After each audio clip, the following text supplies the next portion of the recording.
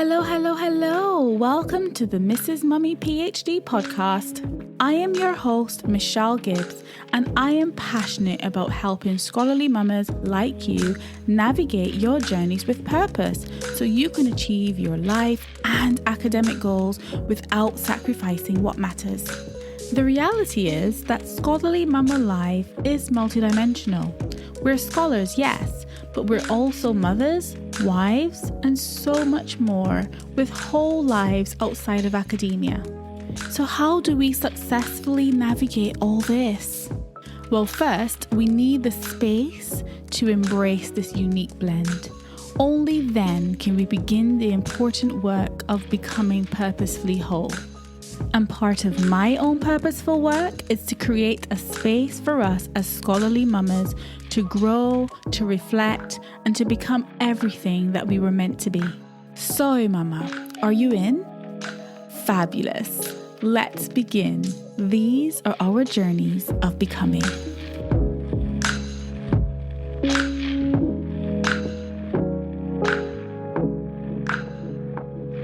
Hey mamas, welcome back to episode 2 of the podcast. Thank you so much for tuning in.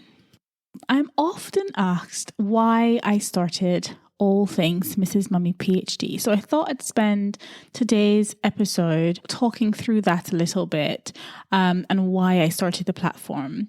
So I got tired of seeing mamas who wanted to study for advanced degrees such as masters or doctorates be put off by the fear that it's just not possible for them because they have kids.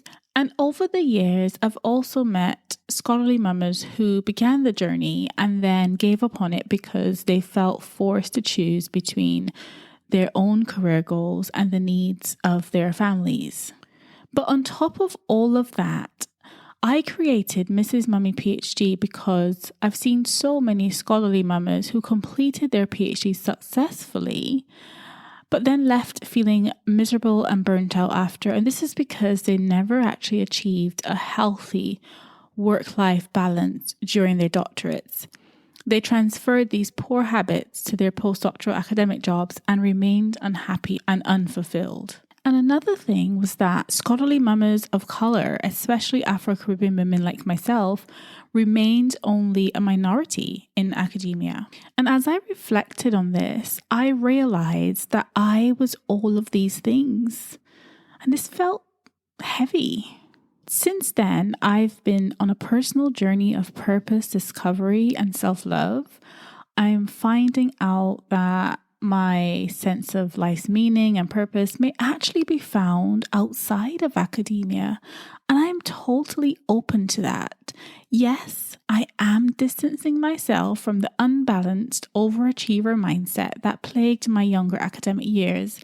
Perhaps this is a gift of age and experience, the gift of wisdom that you kind of accumulate from years and years of experience. Nonetheless, I'm grateful for these new journeys of becoming, and I hope you'll stick around to share them with me. I understand well how it feels to have the odds of success stacked against you. I began my PhD journey as a minority in all areas. Being a mature student in my 30s when I started made me one of the older ones, and as I was one of the very few, if not the only, Black Afro-Caribbean women among my colleagues, this also made me somewhat unusual. We already had our first son when I began my PhD and soon became pregnant with our second. And being married also seemed to have come strangely with the odds territory. And of course, on top of all this, I had financial obligations like childcare, mortgage, other household bills, which to this day still feels like they just keep increasing, if you know what I mean. So my point is that I had real life commitments outside of my PhD, and none of my colleagues were all of these things. So I was clearly the exception and not the rule. And while this kind of exotic rarity may sound appealing for some, it was also really isolating. It meant I had no one in my immediate circle to relate to. I was the first to attend university in my family. Therefore, I had no one there to share the secret tips and tricks for surviving this PhD journey. Among my closest friends, I was again the only one doing a PhD, so this also meant that no one there could truly get what I was embarking on. My PhD colleagues would certainly appreciate the gravity of this undertaking from an academic point of view, but none of them shared my particular demographic, so it would have been unfair to expect them to understand fully. And my husband, although a pillar of support for me and the one who knows me so well, even he could not relate fully to the career sacrifices I'd faced on my journey so far. As a woman of colour and a scholarly mama, these propelled my new minority status in academia. How could he fully understand? But I've realised that sometimes we look for the silver lining in all the wrong places. Perhaps there's a way of fighting against the odds, pushing back against the things that do not define us, and actually redefining success for ourselves. This is the journey that I find myself on. With so many in my position, with so many scholarly mamas facing similar challenges and struggling to achieve that delicate balance between PhD life and real life, this has the potential to make these journeys sources of frustration, guilt, and unhappiness. So I decided to look for solutions. I began to search Google to see what was out there to address these specific issues, and I was particularly interested in perspectives from women of colour in the midst of their marriage, motherhood, and PhD journeys of becoming. And to my surprise, I could find very little. For whatever reason, there simply hasn't been a solid resource created specifically to help purposeful, scholarly mamas like me and like you to address this. There's no single place for scholarly mamas who are on various journeys of becoming to find true success, joy, and purpose in their PhD pursuits, while also living their real lives to the fullest and sharing them with those that they love. So I decided to create that space that I wish I had, and this is why I designed this platform. I've had all 3 of our children in academia, including 2 during my PhD.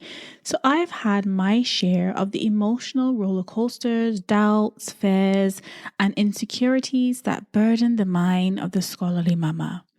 I've experienced the highs and lows of married life, difficult pregnancies, miscarriages, C-section recoveries, and sleepless nights, the sick children, the school plays, the school runs, the homework. Then, of course, the stressful commutes, the deadlines, never-ending to-do lists, and imposter syndrome. I've experienced it all while on this scholarly mama journey. So in looking for a place to find other purposeful scholarly mamas like myself and not finding that place, I accepted that sometimes you just have to be what you want to see. I am also willing to work towards changing the narrative and unapologetically pursuing my purpose on this journey. This is why the platform was created. I too have experienced feelings of isolation. At times, I felt like I was the only one balancing all these things on top of the challenges of the PhD itself. And what I know for sure is that I want to connect with other scholarly mamas who are challenged on a daily basis to delicately navigate the ups and downs of motherhood, marriage, and family life, plus all the responsibilities that come with life in general. All of this while pursuing careers and undertaking the challenge of academic work. So if you're like me and spinning several plates, but are deeply purpose-driven and motivated by the bigger picture, then you're in the right place. My journeys of becoming are teaching me valuable lessons, and I hope that my sharing will inspire and encourage you to keep spinning your own plates, but in a purposeful way. So this space was created for you if one of the following describes you. Perhaps you're ambitious, you're a new mom who's navigating your own journey through academic motherhood with all its joys and challenges, or maybe you're an overwhelmed, stressed out scholarly mama who's seeking more joy and fulfillment on your journey through this scholarly mama life. Or maybe you're a mama of color struggling to find role models in your academic circles with whom you can really identify. Perhaps you're already a mama or you're pregnant and you want to show your child or children that although your journeys of becoming all of you may not be easy, it's still possible to achieve your goals and see them to fruition. Maybe you're devoted to a loving relationship with that special someone, but want to commit to real growth and longevity. You want to take your relationship to the next level, but you feel held back by your academic or career commitments. Maybe you're from humble beginnings. Maybe you're the first in your family to attend university. And despite this, you want to use your knowledge and skills and opportunities that you've gained to inspire others. Maybe you're all of these things.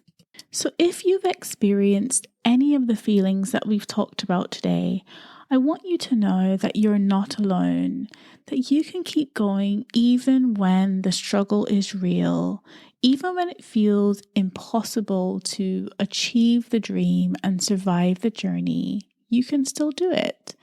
I am not suggesting, though, that we deny the challenges that we face and keep our heads in the clouds while our worlds literally crumble beneath us, because unrealistic, toxic positivity is just unhelpful. But it's about finding purpose in your journey that will help you through both the good times and the bad times that are going to come.